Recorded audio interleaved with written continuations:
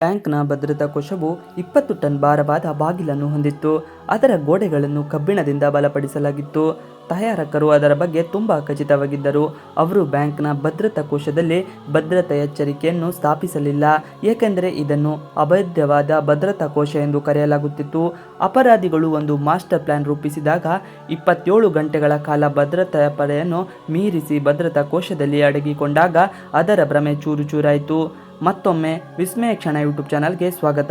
ವೀಕ್ಷಕರೇ, ಈ master plan ಏನು ಮತ್ತು ಇದನ್ನು ಇತಿಹಾಸದ ಅತಿದೊಡ್ಡ ಬ್ಯಾಂಕ್ ದರೋಡೆ ಎಂದು ಏಕೆ ಪರಿಗಣಿಸಲಾಗುತ್ತದೆ, ನಾವು ಅದರ ಬಗ್ಗೆ ಚರ್ಚಿಸುವ ಮೊದಲು ಜುಲೈ 19, 1976ರ ದಿನಕ್ಕೆ ಹೋಗೋಣ.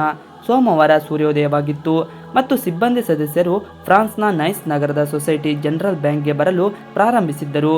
ಈ ಬ್ಯಾಂಕ್ ಅನ್ನು ವಿಶ್ವದಲ್ಲಿ ಅತ್ಯಂತ ಸುರಕ್ಷಿತ ಬ್ಯಾಂಕ್ ಮತ್ತು ಇಂದಿನವರೆಗೂ ಬಲವಾದ ಭದ್ರತಾ ಕೋಶವನ್ನು ಹೊಂದಿರುವ ಬ್ಯಾಂಕ್ ಎಂದು ಪರಿಗಣಿಸಲಾಗುತ್ತಿತ್ತು.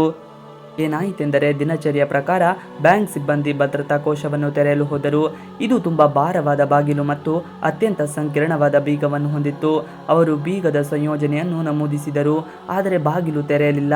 ಈ ಬಾಗಿಲು ಈ ಹಿಂದೆ ಹಲವಾರು ಬಾರಿ ಸಮಸ್ಯೆಗಳನ್ನು ಎದುರಿಸಿದೆ ಎಂದು ತಿಳಿಯುವುದು ಮುಖ್ಯ, ಏಕೆಂದರೆ ಇದು ಸುಮಾರು 20 ಟನ್ ತೂಕವಿರುವುದರಿಂದ ಇದು ಆಗಾಗ್ಗೆ ಸಿಕ್ಕಿಕೊಳ್ಳುತ್ತಾ ಇತ್ತು. ಬ್ಯಾಂಕ್ ಸಿಬ್ಬಂದಿಗೆ ಅದು ಎಂದಿನಂತೆ ಸಿಲುಕಿಕೊಂಡಿದೆ ಎಂದು ಅನಿಸಿತು. ಆದ್ದರಿಂದ ಅವರು ವಾಲ್ಟ್ ತಯಾರಿಕಾ ಕಂಪನಿಯನ್ನು ಸಂಪರ್ಕಿಸಿದರು. ಅರ್ಧ ಗಂಟೆಯ ನಂತರ ಕಂಪನಿಯ ತಜ್ಞರು ಬ್ಯಾಂಕ್ಗೆ ಬಂದರು, ಬಾಗಿಲನ್ನು ತೆರೆಯಲು ಪ್ರಯತ್ನಿಸಿದರು. ಆದರೆ ಆಶ್ಚರ್ಯಕರ ಸಂಗತಿ ಎಂದರೆ, ಕಂಪನಿಯ ತಜ್ಞರು ಸಹ ಈ ಬಾರಿ ಬಾಗಿಲು ತೆರೆಯಲು ಸಾಧ್ಯವಾಗಲಿಲ್ಲ. ಅವರ ಹಲವಾರು ಪ್ರಯತ್ನಗಳು ಮಾಡಿದರು, ಆದರೆ ಈ ಬಾಗಿಲು ಯಾವುದೇ ಸಂದರ್ಭದಲ್ಲಿಯೂ ತೆರೆಯಲು ಸಿದ್ಧವಿರಲಿಲ್ಲ. ಗ್ರಾಹಕರು ಸಾಲಿನಲ್ಲಿ ಕಾಯುತ್ತಿದ್ದರಿಂದ ವಿಷಯವು ಈಗ ಗಂಭೀರವಾಗುತ್ತಿತ್ತು ಮತ್ತು ಇದು ಈ ಬ್ಯಾಂಕ್ನ ಖ್ಯಾತಿಯ ಪ್ರಶ್ನೆಯಾಗಿತ್ತು. 3 ಗಂಟೆಗಳ ಪ್ರಯತ್ನದ ನಂತರ ಅವರು ಅಂತಿಮವಾಗಿ ಭದ್ರತಾ ಕೋಶದ ಗೋಡೆಯಲ್ಲಿ ರಂಧ್ರ ಕೊರೆದು ಬಾಗಿಲು ಏಕೆ ಸಿಲುಕಿಕೊಂಡಿದೆ ಎಂದು ನೋಡಲು ನಿರ್ಧರಿಸಿದರು. ಭದ್ರತಾ ಕೋಶದ ಬಾಗಿಲಲ್ಲಿ ಬಲವಂತವಾಗಿ ನುಗ್ಗಿದ ಯಾವುದೇ ಚಿಹ್ನೆಗಳು ಇರಲಿಲ್ಲ ಮತ್ತು ಅದರ 4 ಗೋಡೆಗಳಲ್ಲಿಯೂ ಯಾವುದೇ ಗುರುತುಗಳು ಕಂಡುಬಂದಿಲ್ಲ. ಅವರು ಭಾರೀ ಡ್ಯೂಟಿ ಡ್ರಿಲ್ ಯಂತ್ರವನ್ನು ಬಳಸಿ ರಂಧ್ರ ಕೊರೆದ ನಂತರ ಒಳಗೆ ಇಣುಕಿ ನೋಡಿದಾಗ ಯಾರೋ ಒಳಗಿನಿಂದ ಭದ್ರತಾ ಕೋಶದ ಬಾಗಿಲನ್ನು ಬೆಸುಗೆ ಹಾಕಿದ್ದರೆಂದು ಕಂಡುಕೊಂಡರು. ಈ ದೃಶ್ಯವನ್ನು ನಂಬುವುದು ಕಷ್ಟಕರವಾಗಿತ್ತು, ಏಕೆಂದರೆ ಭದ್ರತಾ ಕೋಶಕ್ಕೆ ಒಂದೇ ಒಂದು ಮಾರ್ಗವಿತ್ತು. ಒಳಗೆ ಬೆಳಕಿನ ಮೂಲವಿರಲಿಲ್ಲ ಮತ್ತು ಕಿಟಕಿಗಳೂ ಇರಲಿಲ್ಲ, ಅಂದರೆ ಭದ್ರತಾ ಕೋಶದ ಒಳಗೆ ಪ್ರವೇಶಿಸಲು ಸಾಧ್ಯವೇ ಇರಲಿಲ್ಲ. ಈಗ ಇದನ್ನು ನೋಡಿದಾಗ ಎಲ್ಲರಿಗೂ ಇಲ್ಲಿ ಏನೋ ಅಸಹಜವಾಗಿದೆ ಎಂದು ತಿಳಿದು ಬಂದಿತ್ತು.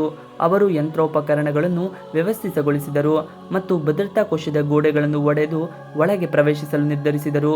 ಈ ಕೆಲಸವು ಸಾಕಷ್ಟು ಸಮಯ ತೆಗೆದುಕೊಳ್ಳುವಂಥದ್ದು, ಏಕೆಂದರೆ ಗೋಡೆಗಳು ಸಾಮಾನ್ಯ ಗೋಡೆಗಳಿಗಿಂತ ದಪ್ಪವಾಗಿದ್ದವು ಮತ್ತು ಅವುಗಳ ನಡುವೆ ಕಬ್ಬಿಣದ ಬಲವರ್ಧನೆಯೂ ಇತ್ತು. ಹಲವಾರು ಗಂಟೆಗಳ ಕಠಿಣ ಪರಿಶ್ರಮದ ನಂತರ ಒಬ್ಬ ವ್ಯಕ್ತಿಯು ಹಾದು ಹೋಗುವಷ್ಟು ರಂಧ್ರವನ್ನು ಮಾಡಲಾಯಿತು ಮತ್ತು ಅವರು ಒಳಗೆ ನೋಡಿದಾಗ ದೃಶ್ಯವು ನಂಬಲಸಾಧ್ಯವಾಗಿತ್ತು. ಬ್ಯಾಂಕ್ನ ಭದ್ರತಾ ಕೋಶವನ್ನು ದೋಚಲಾಗಿತ್ತು, ಕೆಲವು ಲಾಕರ್ಗಳನ್ನು ಒಡೆಯಲಾಗಿತ್ತು, ಆದರೆ ಇಂಥವುಗಳನ್ನು ತೆರೆದಿಡಲಾಗಿತ್ತು. ಮತ್ತು ಅತ್ಯಂತ ಆಸಕ್ತಿದಾಯಕ ವಿಷಯವೆಂದರೆ, ಈ ಪ್ರಸಿದ್ಧ ಪದಗಳನ್ನು ಸ್ಪ್ರೇ ಪೇಂಟ್ನಿಂದ ಭದ್ರತಾ ಕೋಶದ ಗೋಡೆಯ ಮೇಲೆ ಬರೆಯಲಾಗಿತ್ತು. ಆ ಪದಗಳಲ್ಲಿ ಇಂಗ್ಲಿಷ್ ಅನುವಾದ: ಶಸ್ತ್ರಗಳಿಲ್ಲದೆ, ದ್ವೇಷವಿಲ್ಲದೆ ಮತ್ತು ಹಿಂಸೆ ಇಲ್ಲದೆ ಬ್ಯಾಂಕ್ ಸಿಬ್ಬಂದಿ ತಮ್ಮನ್ನು ತಾವು ಸಮಾಧಾನಪಡಿಸಿಕೊಳ್ಳುವಂತಿದ್ದರೆ ಅವರು ಭದ್ರತಾ ಕೋಶದ ನೆಲದ ಕೆಳಗೆ ಒಂದು ಸುರಂಗವನ್ನು ಅಗೆದಿರುವುದನ್ನು ಕಂಡುಕೊಂಡರು. ಈಗ ಕರ್ತವ್ಯವು ಆಗಲೇ ತಲುಪಿದ್ದ ಪೊಲೀಸರದಾಗಿತ್ತು.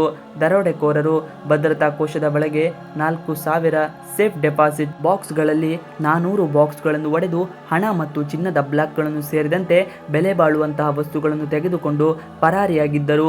ಅವರು ಅಗೆದ ಸುರಂಗವು ನಗರದ ಅತಿದೊಡ್ಡ ಭೂಗತ ಒಳಚರಂಡಿ ಮಾರ್ಗಕ್ಕೆ ದಾರಿ ಮಾಡಿಕೊಡುತ್ತಿತ್ತು.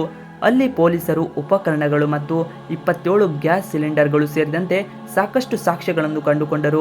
ಅದರ ಸಹಾಯದಿಂದ ದರೋಡೆಕೋರರು ವೆಲ್ಡಿಂಗ್ ಟಾರ್ಚ್ ಅನ್ನು ಬೆಳೆಸಿದ್ದರಂತೂ ಅಷ್ಟೇ ಅಲ್ಲ, ಒಳಚರಂಡಿ ಮಾರ್ಗದಲ್ಲಿ ಶುದ್ಧ ಗಾಳಿಗಾಗಿ ವಾತಾಯನ ಉಪಕರಣಗಳನ್ನು ಮತ್ತು ಸುಮಾರು 1 ಕಿಲೋಮೀಟರ್ ಉದ್ದದ ವಿದ್ಯುತ್ ಕೇಬಲ್ ಸಹ ಕಂಡುಬಂದಿದೆ.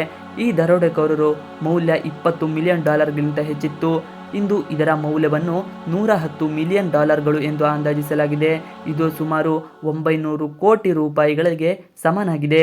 ಇದು ಶತಮಾನದ ಅತಿದೊಡ್ಡ ಬ್ಯಾಂಕ್ ದರೋಡೆ ಮಾತ್ರವಲ್ಲ, ಈ ಪೊಲೀಸ್ ತನಿಖೆಯ ಫ್ರಾನ್ಸ್ನಲ್ಲಿ ಅತಿದೊಡ್ಡ ತನಿಖೆಯ ಸ್ಥಾನಮಾನವನ್ನು ಸಹ ಹೊಂದಿದೆ. ಈ ವಿಷಯವು ಈಗ ಜಗತ್ತಿನಾದ್ಯಂತ ಹರಡಿತ್ತು. ಬ್ಯಾಂಕ್ನ ಖ್ಯಾತಿಯು ಖಂಡಿತವಾಗಿಯೂ ಹಾಳಿಗೊಳಗಿದ್ದರೂ ಈ ಘಟನೆಯು ಫ್ರೆಂಚ್ ಪೊಲೀಸರಿಗೆ ದೊಡ್ಡ ವಿಷಾದದ ಮೂಲವಾಯಿತು. ಮುಂದಿನ ಹಲವಾರು ತಿಂಗಳುವರೆಗೆ ಪೊಲೀಸರು ತೀವ್ರವಾಗಿ ಪ್ರಯತ್ನಿಸಿದರು. ಹತ್ತಿರದ ವ್ಯಕ್ತಿಗಳನ್ನು ಬಂಧಿಸಿದರು. ಬ್ಯಾಂಕ್ ಸಿಬ್ಬಂದಿಯನ್ನು ವಿಚಾರಣೆ ಮಾಡಿದರು. ಆದರೆ ದರೋಡೆಕೋರರ ಯಾವುದೇ ಕುರುಹು ಎಲ್ಲಿಯೂ ಕಂಡು ಬಂದಿರಲಿಲ್ಲ. ನಂತರ 3 ತಿಂಗಳ ನಂತರ ಅಕ್ಟೋಬರ್ 1976ರಲ್ಲಿ ಪೊಲೀಸರಿಗೆ ಒಂದು ಮಹತ್ವದ ಸುಳಿವು ಸಿಕ್ಕಿತು. ದರೋಡೆಕೋರರ ಗುಂಪಿನ ಸದಸ್ಯರೊಬ್ಬರು ಅವರ ಗೆಳತಿಯ ಸುಳುವಿನ ಮೇರೆಗೆ ಸಿಕ್ಕಿಬಿದ್ದರು. ಮೊದಲಿಗೆ ಅವರು ಯಾವುದೇ ಸಂಬಂಧವನ್ನು ನಿರಾಕರಿಸುತ್ತಿದ್ದರು. ಆದರೆ ಪೊಲೀಸರು ಅವರನ್ನು ಒತ್ತಾಯಿಸಿದಾಗ ಅವರು ಅಂತಿಮವಾಗಿ ಕುಸಿದು ಇಡೀ ಗ್ಯಾಂಗ್ನ ಹೆಸರನ್ನು ಬಹಿರಂಗಪಡಿಸಿದರು. ಪೊಲೀಸರನ್ನು ಬೆರಗುಗೊಳಿಸಿದ್ದು ಏನೆಂದರೆ, ಈ ಗ್ಯಾಂಗ್ ಸಣ್ಣ ಮತ್ತು ಕ್ಷುಲ್ಲಕ ಕಳ್ಳತನಗಳನ್ನು ಮಾಡುವ ಕುಖ್ಯಾತಿಯನ್ನು ಹೊಂದಿತ್ತು. ಇವರು ಇಂತಹ ದೊಡ್ಡ ಬ್ಯಾಂಕ್ ದರೋಡೆ ಮಾಡಿದ್ದರೆ ಈ ವಿಷಯವನ್ನು ಜೀರ್ಣಿಸಿಕೊಳ್ಳಲು ಸಾಧ್ಯವಾಗುತ್ತಿರಲಿಲ್ಲ. ಈ ಯೋಜನೆಯ ಸೂತ್ರಧಾರಿ ಬೇರೆ ಯಾರೋ ಆಗಿದ್ದರು. ವಿಚಾರಣೆಯ ಸಮಯದಲ್ಲಿ ಗ್ಯಾಂಗ್ ಸದಸ್ಯರು ಪೊಲೀಸರಿಗೆ ಒಬ್ಬ ವ್ಯಕ್ತಿಯ ಹೆಸರನ್ನು ನೀಡಿದರು. ಅವರು ದರೋಡೆಯ ಹಿಂದಿನ ಸೂತ್ರಧಾರಿ ಎಂದು ಹೇಳಿದರು. ಆಲ್ಬರ್ಟ್ ಸ್ಪಗಿಯಾಗಿ ಎಂಬ ವ್ಯಕ್ತಿ ವಾಸ್ತವವಾಗಿ ಒಬ್ಬ ಛಾಯಾಗ್ರಾಹಕ. ಪೊಲೀಸರು ಅವನನ್ನು ಬಂಧಿಸಿದಾಗ ಅವನು ಎಲ್ಲಿಂದಲೂ ಒಬ್ಬ ಅಪರಾಧಿಯಂತೆ ಕಾಣಲಿಲ್ಲ. ಸರಳವಾದ ಉಡುಗೆ, ಸರಳವಾದ ಜೀವನ ಶೈಲಿ ಮತ್ತು ನಗರದ ಹೊಲವಲಯದಲ್ಲಿ ಸಾಮಾನ್ಯ ಮನೆಯಲ್ಲಿ ವಾಸಿಸುತ್ತಿದ್ದನು. ಅವನ ನೆರೆಹೊರೆಯವರೊಂದಿಗೆ ವಿಚಾರಿಸಿದಾಗ ಎಲ್ಲರೂ ಆಲ್ಬರ್ಟ್ ಒಬ್ಬ ಒಳ್ಳೆಯ ಛಾಯಾಗ್ರಾಹಕ, ಯಾವಾಗಲೂ ತನ್ನ ಕೆಲಸದಲ್ಲಿ ಮುಗ್ಧನಾಗಿರುತ್ತಾನೆ ಎಂದು ಹೇಳಿದರು. ಆದರೆ ಪೊಲೀಸರು ಆಲ್ಬರ್ಟ್ ಸ್ಪಗಿಯಾಗಿ ಬಗ್ಗೆ ಏನು ಯೋಚಿಸುತ್ತಿದ್ದರೋ ಅವರು ಆದುದರಿಂದ ಸಂಪೂರ್ಣವಾಗಿ ಭಿನ್ನವಾಗಿದ್ದನು. ಅವನು ತಕ್ಷಣವೇ ಪೊಲೀಸರಿಗೆ ತಾನು ಬ್ಯಾಂಕ್ ದರೋಡೆಯ ಸೂತ್ರಧಾರಿ ಎಂದು ಒಪ್ಪಿಕೊಂಡನು. ಈ ಪ್ರಕರಣವು ಪೊಲೀಸರಿಗೆ ಬಹುತೇಕ ಮುಗಿದಂತಾಗಿತ್ತು. ಆದರೆ ಅದು ಕೇವಲ ಪ್ರಾರಂಭವಾಗಿತ್ತು. ಆಲ್ಬರ್ಟ್ ಪ್ರಕಾರ ಅವರು ಈ ಹಿಂದೆ ಅದೇ ಬ್ಯಾಂಕ್ನಲ್ಲಿ ಲಾಕರ್ ತೆಗೆದುಕೊಂಡಿದ್ದರು ಮತ್ತು ಭದ್ರತಾ ಕೋಶಕ್ಕೆ ಹೋಗುವ ನೆಪದಲ್ಲಿ ಅವರು ಎಲ್ಲ ವಿಷಯಗಳನ್ನು ಫೋಟೋಗಳನ್ನು ತೆಗೆಯುತ್ತಿದ್ದರು. ಅವರು ಮೊದಲು ತಮ್ಮ ಲಾಕರ್ನಲ್ಲಿ ಅಲಾರ್ಮ್ ಗಡಿಯಾರವನ್ನು ಇಟ್ಟುಕೊಂಡಿದ್ದರು. ಇವಿಷ್ಟು ಇವತ್ತಿನ ವಿಡಿಯೋ. ಈ ವಿಡಿಯೋ ನಿಮಗೆ ಇಷ್ಟ ಆದರೆ ಪ್ಲೀಸ್ ಲೈಕ್, ಶೇರ್, ಸಬ್ಸ್ಕ್ರೈಬ್ ಮಾಡಿ. ನೀವೇನು ನಮ್ಮ ಯೂಟ್ಯೂಬ್ ಚಾನಲ್ಗೆ ಸಬ್ಸ್ಕ್ರೈಬ್ ಆಗಿಲ್ಲ ಅಂದರೆ ಬೇಗ ಸಬ್ಸ್ಕ್ರೈಬ್ ಮಾಡಿಕೊಳ್ಳಿ. ನಾವು ಹಾಕುವಂಥ ಎಲ್ಲ ವಿಡಿಯೋಗಳು ನಿಮಗೆ ನೋಟಿಫಿಕೇಶನ್ ಮುಖಾಂತರ ದೊರೆಯುತ್ತದೆ. Thanks for watching video. Please like, share, subscribe our channel for more videos.